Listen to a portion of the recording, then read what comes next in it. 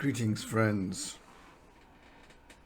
this is a video for Alex Perlman, who thinks there's a shortage of test engineers.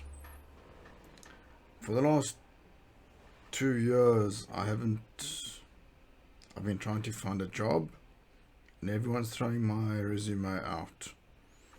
So half an hour ago Alex says there's a shortage of test engineers. So I'm going to start what I know about testing. I worked in testing, semiconductor testing, 13 years. Okay. So what we're going to do is we're going to start off with what I would consider testing 101. Testing 101 is: don't let the DUT is a device under test, blow up your test equipment. Okay, this is something which is the first test which is done on any piece of silicon. Every die has this test. This is the test before any other tests. The reason being, don't blow up your test equipment. Okay. So what the test is called? The test is called open shorts test. Okay. Now if you see my hand, you'll say, how do you measure that you've got no short between? If my hand were the pins, how do I know that the probe card is touching all the pins? And I do not have a probe card which is bent like this, which has got two pads, two pins touching each other. Okay. And how do I know that my inputs on the on the silicon are not shorted? Okay, this is one test. One can go with a multimeter and measure it. This is how it's done in automation. This is how it's done in an automated test. This is on a 40-year-old tester from the early 1980s. Okay, Trillium LTX Micromaster. Okay, we're going to start off explaining some things. Okay, first of all, on all inputs on CMOS chips, you have protection diodes. Your protection diode stops, clamps anything that goes above 0.7 volts above VCC, and anything that goes below below ground. Okay, that is your your protection diodes. Protection diodes is so you don't destroy the gate. Okay, so how does this work? Okay, now if I have my hand and I want to check the middle finger, I want to check the middle finger if it is open, if it is touching the pad, or if it is in the air. Okay, for that what I do is I put a sync voltage on the pin. I connect this pin to minus 2.5 volts in the case of the lower diode. In the case of the lower diode, I connect this pin to minus 2.5 and all the other pins to ground. Okay, if I am like this, and this pin is in the air, what will I measure? I will measure 2.5 volts. If the pin is touching, I'd measure 1.7, 1.5 volts, 1.6 volts. Why? Because I would have I would have the diode which is taking it to ground, 0.7 volts. Okay, so if I'm in the air, I'm measuring 2.5. If I'm measuring ground, that means I've shorted two, both fingers are shorted together. If I'd had a probe card which had two pins shorted, I'd be measuring ground. So I've measured ground. Okay, I've measured ground.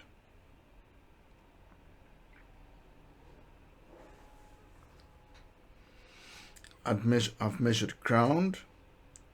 If I've measured a short to ground, I'd find on that pin ground. If I find on that pin 0.6 volts, I'm touching it and I'm not grounded. If I've measuring 2.5 volts, the voltage which I'll put into it, I have an open. So in this simple test, I've known, in this simple test, I know how I have, within the number of pins I will now go and show you the test program and the test pattern for open shorts.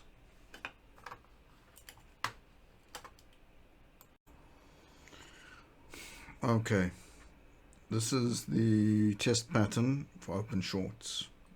Okay, so if we look at it, the top I'm not going to go into because that is platform related to Trillium, which is 40 years old. No one's interested in it anymore. Okay, here I'm going to explain this pattern. Okay, G is from goes up, G is ground. Driver on to ground. F is float. Float is your 2.5 volts.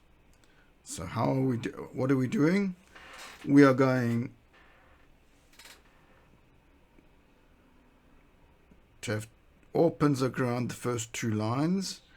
Then we have the check for a float, put a float, check for a float. Put a float, check for a float. Okay, and you can see the F going across the screen. I can just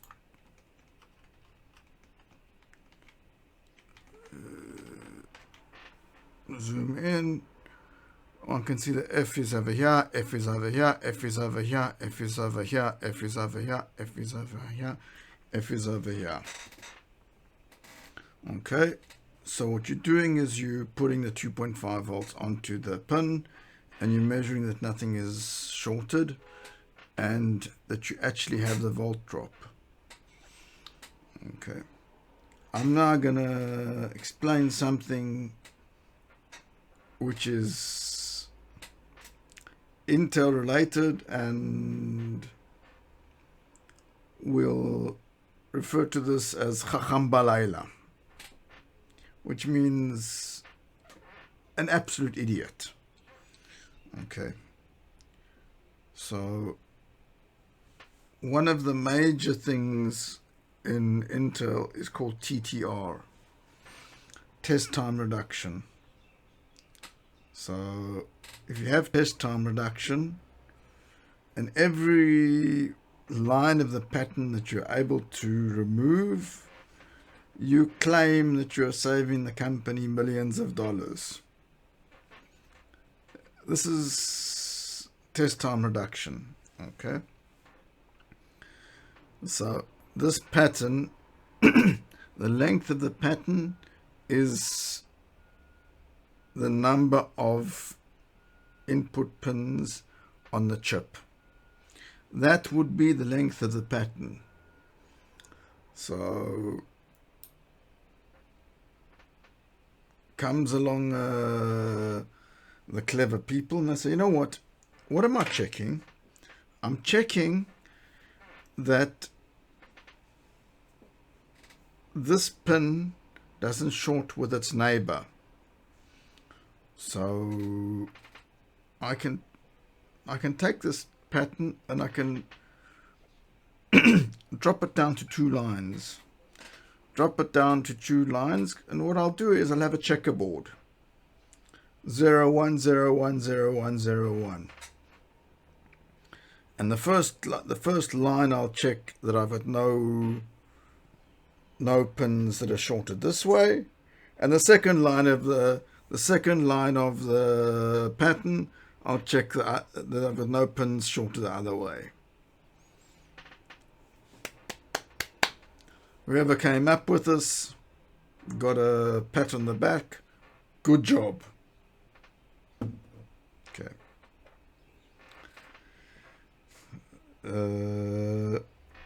So why do I say it was bad? Why do I say it was bad if it was you actually doing it? Because some of the probe cards, okay, as long as you have one line of probe cards of pins, as long as you have one line of pins, you can do it and it works fine. The moment you have 2 lines of pins, I am not measuring between the pins are in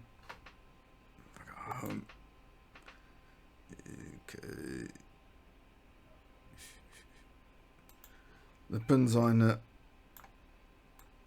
in a zigzag. The pins aren't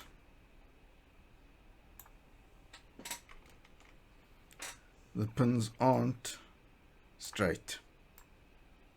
If your pins were straight, you can measure like that. The moment you have pins in a zigzag, where you're having two lines, you want to make sure that you're not only measuring between the neighbor, but you're also measuring between the other pins. The other pin's a second pin along, because you can have a short like this, and you can have a short like to the pin beneath it.